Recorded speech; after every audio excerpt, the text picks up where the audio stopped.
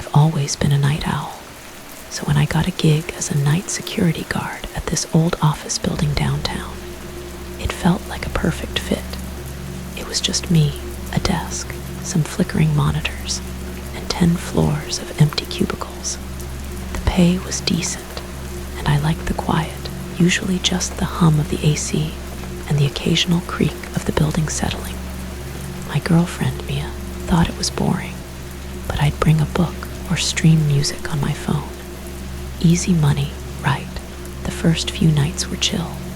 I'd do my rounds, check the doors, and watch the city lights through the big windows on the top floor. It was a Friday, 3 weeks into the job, when things got weird. I was at the desk, scrolling through my phone, when the power flickered. Not a full outage, just a quick dip, enough to reboot the monitors. I shrugged it off, old wiring, probably, but then I heard it, a faint tapping, like fingernails on glass, coming from upstairs. I grabbed my flashlight and took the elevator to the 10th floor, figuring a window was loose or something. The hallway was dark, just the emergency lights glowing red. I checked every office, nothing. Windows locked tight, no wind outside. Back at my desk, I laughed it off, but my hands were shaky. The next night, it wasn't just tapping. Around 2 a.m., I heard footsteps, slow, deliberate, pacing above me on the 9th floor. I checked the cameras, empty hallways, no one there, but the sound kept going back and forth, like someone was wearing heavy boots. I called out on the radio, "Anyone up there?" My boss said no one else was scheduled. Cleaning crew came in the mornings. I went up anyway, flashlight in one hand, keys jangling in the other. The floor was dead quiet when I got there, but the air felt thick, like someone had just left the room. By Sunday night, I was on edge. Mia texted me to stay safe, half joking, but I wasn't laughing anymore. I was doing rounds on the 5th floor when I saw it, a shadow at the end of the hall, tall and thin, just standing there.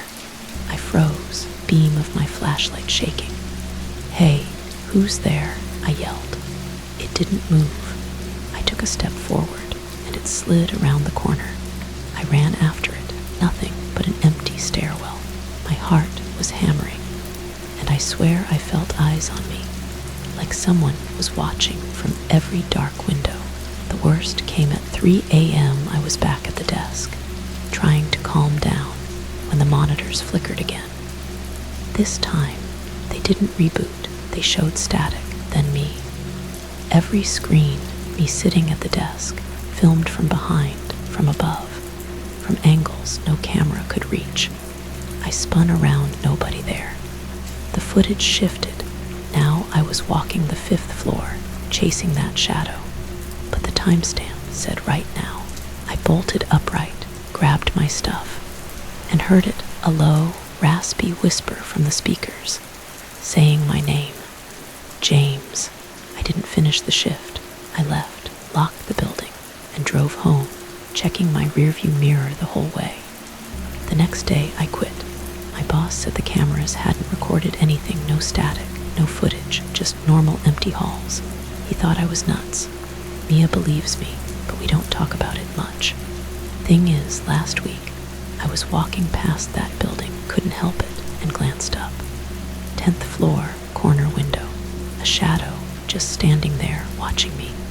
I haven't slept right since. I used to work the night shift at a diner off the interstate. The place was called Marty's, and it was a beat-up joint with a neon sign that buzzed like a trapped bug. It stayed open all night, every night, and it looked like nobody had scrubbed it down since the 80s. The floor stuck to my shoes. The booth seats were ripped, and the air smelled like burnt coffee and fryer grease. Most nights, it was quiet, just me, the cook, and a few truckers hunched over their food. I had been there for 6 months, and I was fine with the silence. That is, until one week when things turned strange. do not work there anymore. It all started on a Tuesday night. The diner was almost empty. 2 truckers sat in the back, half asleep over their scrambled eggs, and one guy was at the counter sipping a Coke. Around 2 a.m., the door chime rang out, sharp and loud in the stillness. A tall, skinny man walked in. He wore a gray jacket and a baseball cap pulled low over his eyes, so I could not see his face clear. He slid onto a stool at the counter and said, "Coffee, black." His voice was low and gravelly, like he had smoked a pack a day for years. I grabbed the coffee pot, poured him a cup, and set it down. My hand shook a little because I was tired, but he did not seem to notice. He sipped it slow, staring up at the menu board above the counter like it was some kind of puzzle. He stayed for about 20 minutes, then slapped a $5 bill on the counter and left without another word. I pocketed the change and figured he was just a weird drifter passing through. No big deal, I told myself. Next night, Wednesday, he came back. Same time, 2 a.m., same stool at the counter. Same order, coffee, black. I poured it for him, watching him from the corner of my eye this time. He did not touch the sugar packets or the little creamer cups on the counter. He did not even glance my way. He just sat there, sipping that coffee, staring at the menu board again. When he finished, he stood up and handed me another $5 bill. As I took it, he looked me right in the eye and said, "Thanks, Jake." I froze solid. I do not wear a name tag at work. I had not told him my name. "How do you know my name?" I asked, my voice cracking like a kid's. He gave me a small, creepy smile like he had a secret I was not in on and walked out the door. I spun around to Miguel, the cook, who was scraping grease off the grill in the back. "You know that guy?" I asked. "Nah, mate," Miguel said, not even looking up. "He probably heard someone call you Jake. Relax, man." But I could not relax. Something felt wrong deep in my gut. By Thursday night, I was on edge. The diner was quiet again, just a lady in a hoodie eating fries and scrolling her phone at a booth.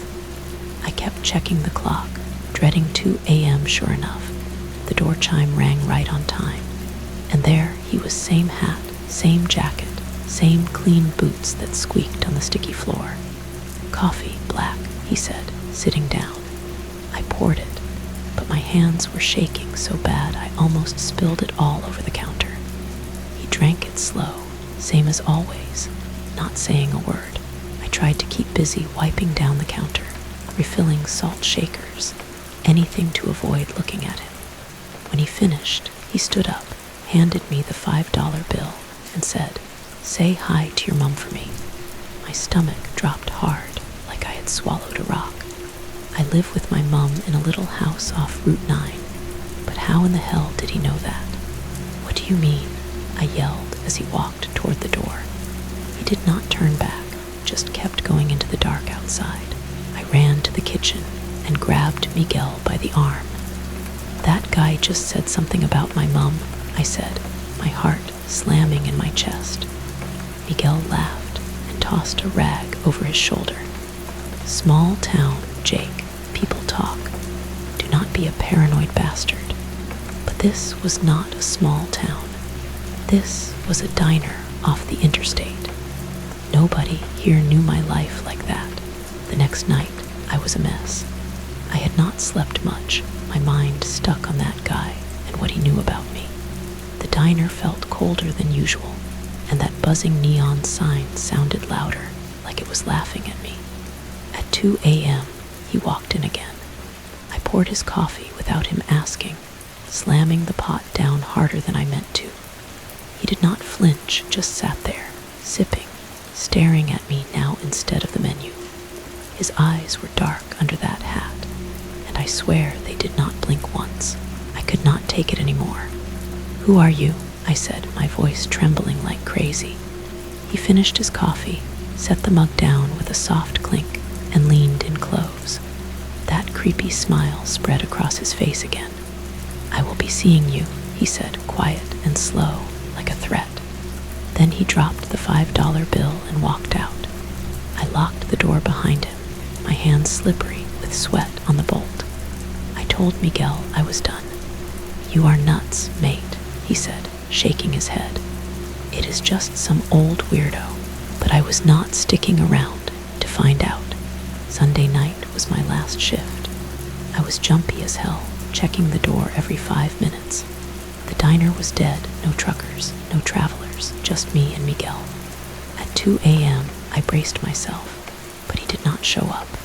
I let out a long breath, thinking maybe he had finally gone away for good. I finished my shift at 6 a.m., grabbed my jacket, and headed to my car in the parking lot. That is when I saw it, a photo taped to my windshield. It was a picture of me, sleeping in my bed at home. My head was on the pillow, the blanket pulled up to my chin, and the photo was taken from right above me, inside my room. My heart stopped dead. I ripped it off the glass, looked around the empty lot, but there was nobody there, just the hum of the interstate in the distance. I quit that morning, called Marty over the phone, and told him I was out. Me and my mom packed our bags and moved to a friend's place 2 towns over. I still do not know who that guy was or how he got into my house. I have not gone back to Marty S., and I do not plan to. Some nights, at my new place, I hear footsteps crunching on the gravel outside my window. I get up to check, but there is nothing, just the wind and the dark. Maybe it is all in my head, but I keep that photo locked in a drawer, a reminder of whatever the hell happened that week.